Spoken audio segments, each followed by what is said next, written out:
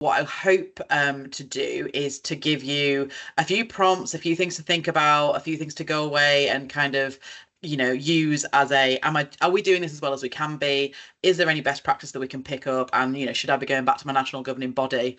And GDPR is just, as you say, Karen, like it's just enjoy it. Is sit back and enjoy GDPR. So the myth, the legend. I usually like to start quite a lot of my sort of delivery with like silly facts. And a few years back, they did a sort of a GDPR kind of fact-finding mission on silly things. So just a couple for you. There are approximately 77 million national insurance numbers recorded on government databases in this country. However, there's actually only about 61 million people entitled to them. So that is an extortionate amount of numbers that have either been incorrectly entered, misused, borrowed, used, etc. And I think that just sort of highlights a ridiculous amount of potential fraud and careless entering of data. 79% of businesses don't actually get rid of data effectively, and that can be literally as simple as not shredding properly. I hope we all understand that when you shred, it should be cross-shredding or properly done with confidential waste. Or actually what we're talking about these days, and it's shifted quite a lot, is actually, are we keeping records for too long? Do we have emails going back to 2010 with stuff in that we shouldn't actually have access to anymore? And are we actually using the sort of the right kind of record keeping in order to manage that? So I will talk about some of the detail of that. In a 6-month period, London taxis collected 5,000 laptops left in their taxis, which I just think is absolutely insane. And in that same period, they found 63,000 mobile phones. So I don't know about you, but that gives me the shudders when I think about what people could access using my laptop or my phone if they can get into it.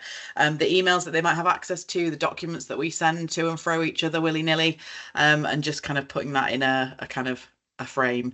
Now, on the kind of dangerous end of things, black market value of an identity can be up to £1,000. So people do nefariously want to access data, so don't keep it unless you need to. And just some interesting finds that came out. People talk about big companies kind of not getting told off for doing bad things, but Norwich Union got fined well over £1 million for failing to protect customer data. Now, this isn't to scare you guys if you're working at club level. This isn't that same level of responsibility. That kind of data control sort of sits with your national governing body. But what I want to talk about today is some of that more practical stuff that we can do on a ground level to protect particularly this safeguarding information. Now, hopefully this will all make sense. I've tried to make it as broad but specific as possible, which does sound like an oxymoron, I know, but what I want to do is make it useful for you in practice. One of the things I want to be really clear on is that your national governing body, if you're part of an affiliated club, will have their own guidance and they will have their own rules around some of this.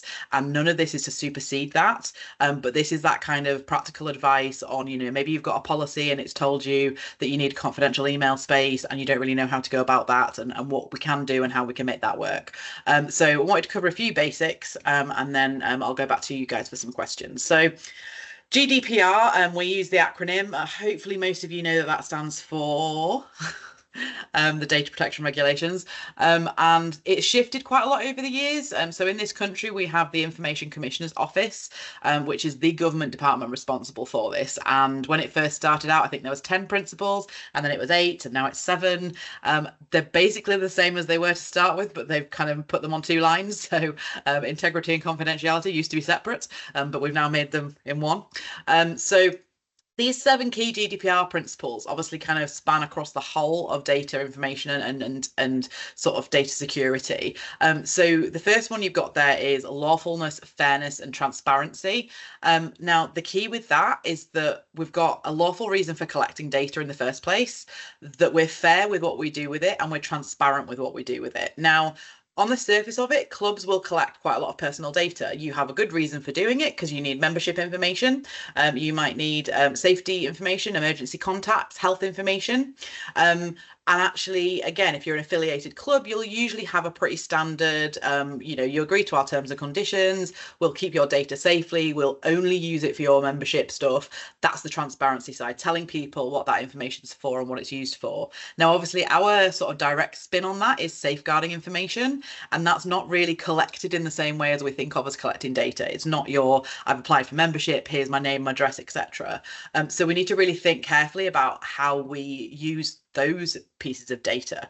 I think it's really easy when we're talking about GDPR to think about it as kind of little data widgets, but actually we're talking about people and information about people, and in safeguarding, very sensitive information about people. So we've got a good reason for collecting that information if we are going to write a record of a report or something that we've seen. We have policies that make sure that what we do with that is fair and reasonable. We'll share that, and we will talk about sharing later with the right people in the right way, and that we are transparent about that. Now, the transparency argument, I'll come back to a little bit later, but we need to be really careful with the transparency of safeguarding, because actually sometimes it might be necessary not to get consent, or it might be necessary not to tell somebody exactly what's happened, but there's some nuances to that. Predominantly, even if it's a child that has spoken to you, you're going to tell them that you're going to speak to somebody else. You know, we don't do a we're keeping secrets kind of thing. Purpose limitation, they love sort of making it sound really difficult, but your purpose limitation is about making sure that you only use the information that you've got for the purpose that you told people. So you don't suddenly sell your membership database to Sainsbury's so that they can email them about all the sports kit that they've got in. Not likely to happen at club level, one would hope. Data minimization, this is that kind of don't collect a load of information that you don't need, but be really clear if you do need it to have it. You know, if you want people's health information because it's about a welfare issue, that is okay. You've just got to make sure you look after it properly. And the same goes for that kind of, we're kind of shifting away from it with electronic records, but you know, that file that you look at that's got somebody's name and address in it from, you know, 2008, and they've moved house 3 times till then, well, there's absolutely no reason for you to be keeping that. So really think about the minimal amount of data that you can keep. Accuracy is really important. Obviously, I highlighted a little bit of that with that national insurance number statistic, but accuracy is so crucial. It's really crucial in safeguarding. Now, accuracy is not just about getting the right date of birth or spelling somebody's name properly. It's making sure that that information is very clear, so that if somebody comes to it that's not read it before, 6 months down the line, a year down the line, that it is very clear what happened when we're talking about safeguarding records. So those accurate records are actually part of GDPR. So having a sort of a rubbish piece of paper that someone's written on, that little Jimmy spoke to me and I told the welfare officer, what use is that? You know, it doesn't mean anything. So make sure you've got accurate information. Storage limitation is quite an interesting one, particularly with safeguarding. And I've got a resource that is going to be shared with everybody that's signed up for this call, that's actually got a link to some really clear guidance from NSPCC on this. So if you don't have that clear guidance from your national governing body, there isn't sort of national level guidance on how long to keep information. And you might think, oh, we'll keep it forever. It's really important. Data storage limitations about how long you keep stuff, and actually we often keep stuff for too long, but with safeguarding it's actually important to keep it for longer than we think, and predominantly that can be from shifting from a child to an adult. So you might want to keep that record until that child is no longer a child, but there's some really specific legal guidance around that. But make sure that in your policies, procedures, and how you work with your safeguarding information, that is really clear as a policy and really clear for each record, because what you don't want to be doing is keeping private information longer than you need to be. That is a breach of GDPR sort of regulation. Now, with that said, with safeguarding information, you are very rarely going to get told off if somebody comes to you 15 years down the line because of a historical sex abuse case and you've still got the record. You're not getting told off for that. But just be really careful that you're very clear about why you might keep those records, or even working with somebody who you might have a data sharing agreement with to say, actually, the council, child services actually has the full record of this now. I don't need to keep another copy. So work with your national governing body guidance on that and make sure that that's just very clear. And the little resource that I've got is literally a checklist around, you know, checking that you've got that policy. Does it work in practice? That kind of thing. It's really simple. Integrity and confidentiality. Hopefully confidentiality is quite a known thing to you guys.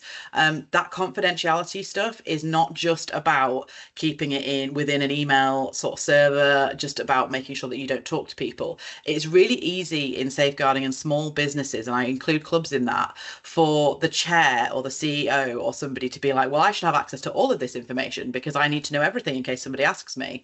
We need to make sure that that information is only accessible by the right people, and that should only be the welfare officer when it comes to that welfare information, unless that is something that the coach has access to as part of that child's record. So just really thinking carefully about how that confidentiality works in practice. Do you have an email address that is just for safeguarding concerns? Is that somebody's name? Karen@gmail.com is not a good safeguarding email address, because that means when Karen leaves, who else is going to be looking at those emails? Where are they stored? And again, on the little resource that will get sent out, there is actually a recommendation for a free secure email server that you can set up new email addresses on, and it will trigger a notification to your current email that there's an email waiting for you. So you don't need to have that information on your phone that gets left in the back of a taxi in London. It is a go and look at this email, it's secure somewhere else, because you don't want to be getting that notification, somebody popping on your phone and seeing someone's name.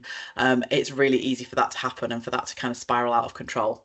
And then the final one that comes up is accountability. Now, accountability in the GDPR principles is much more about what is called the data controller, and that is really a snooze fest as far as GDPR is concerned, so I won't go into a lot of detail.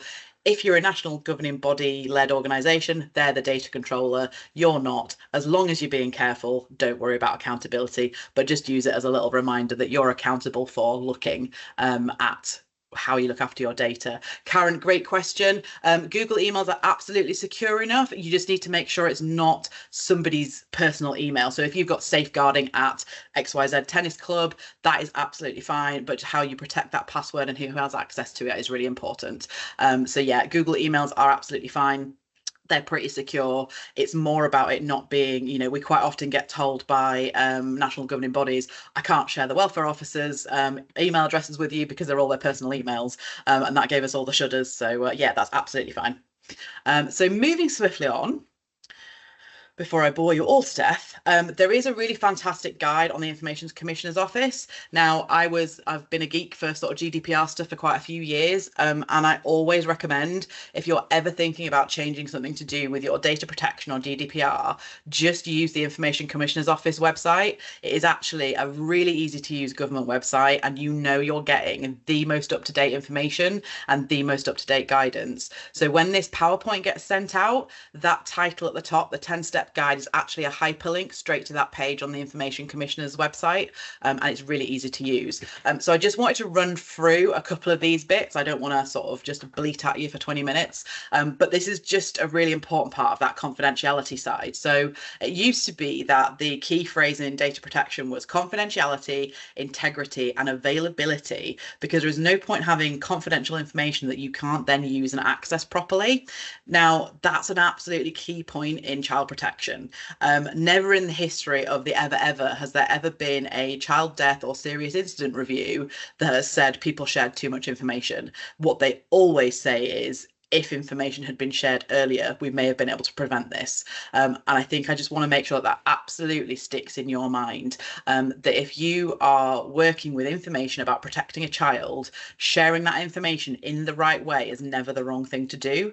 And again, follow your national governing body's guidance around this. But if in any doubt, speak to your local authorities, safeguarding leads. That's what they're there for. They will never turn you away. They will never laugh at you. That's what they're there for. Share that information if you're worried about a child, even if it's a little worry. And we know as a partnership that that's quite a scary thing to do. And I'm actually working with a national charity on what is hopefully going to be a 1 or 2 page guidance that you can adapt yourself. That is, if in any doubt, here are the people I can legally share that scary bit of information that I'm worried about a child about, because it's different in different local authorities. All of us sat here that are doing this session are sat in different local authority areas, and we've got different phone numbers to call. We've got different people to speak to. So we want to make that really easy for people to use and to take away and go, okay, I can't speak to my national governing body, or I'm not affiliated.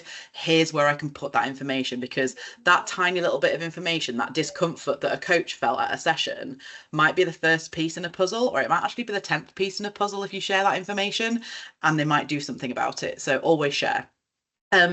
Step 2 is to identify why you're sharing that information. And basically, you're only going to be sharing it in order to safeguard that child. There's no other reason to share safeguarding information other than protect somebody.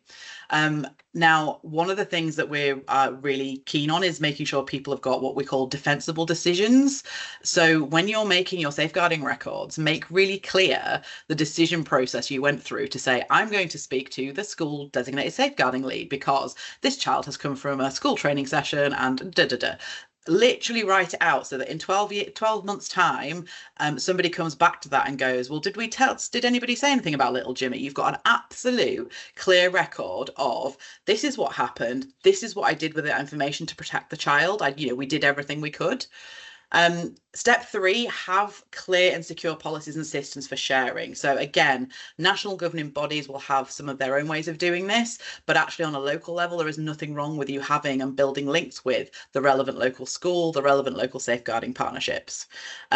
Be really clear about that transparency and individual rights. One of the things that comes up a lot in GDPR discussions is that kind of human rights, right to privacy. And actually, right to privacy is huge. But when it comes to protecting people, children's rights and adults' rights are slightly different in this. So I would guess most of you are fairly clear on sort of child rights around their decision making, but that actually we don't always need consent to share information about a child. However, when it comes to adults, that is slightly different, and that comes down to that individual's right as an adult to choose whether they want help and what you need to do for them. And again, there's very big deep training on that. I'm not going to get into that in too much detail, but just be really, really clear what people's rights are around that sharing of information.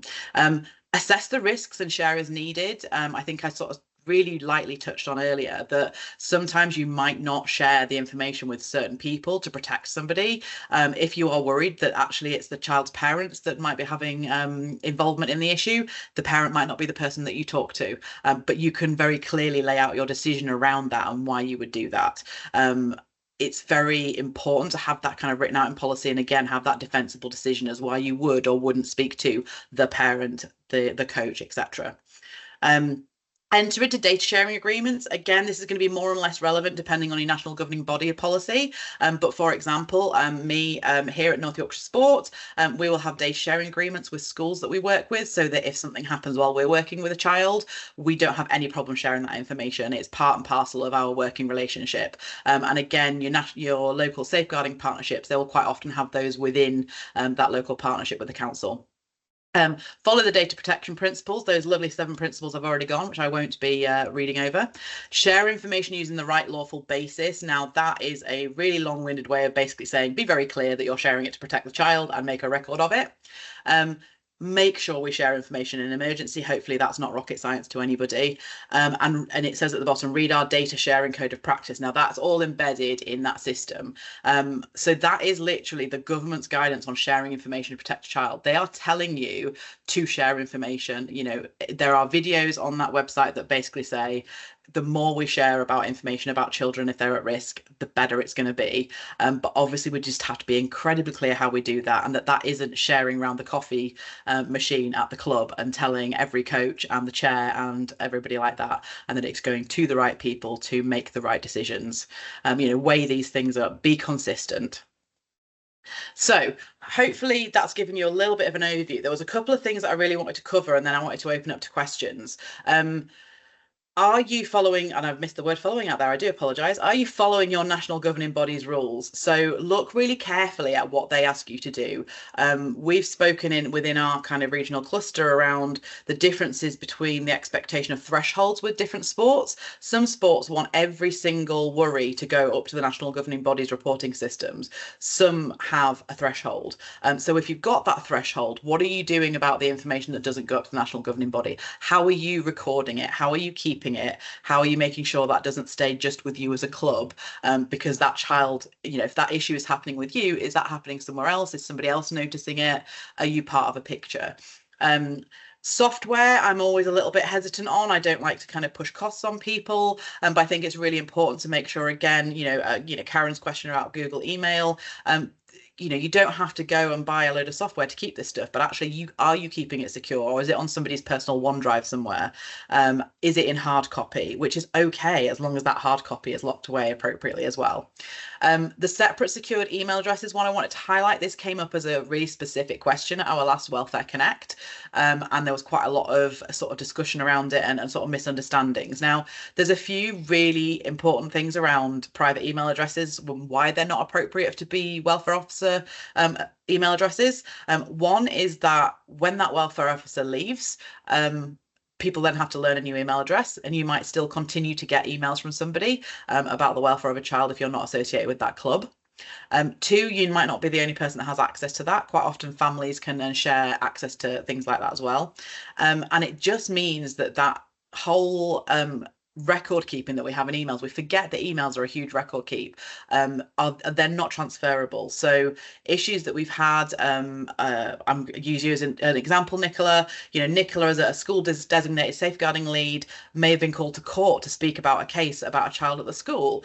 And if that record is kept in emails of someone's personal emails that she can no longer access, then what information is she bringing to that case? So making sure that that email address is not just private and confidential at the time, but has that availability, if you remember that I spoke about that availability of information future down the line for the right people. If you go under a bus, my favourite phrase, welfare officer's gone under a bus, how can we get access to that record of the child, that emergency, etc.? And then finally, do you have records that are confidential and have integrity? Can the right people access those records now, in that officer's absence, and in the future? Now, I'm not telling you I've got all the answers to these right now. But certainly there are things to think about. And as I said before, you'll end up with a little resource will get sent out with the PowerPoint that kind of has a checklist of the things that I've been mentioned, the things to think about.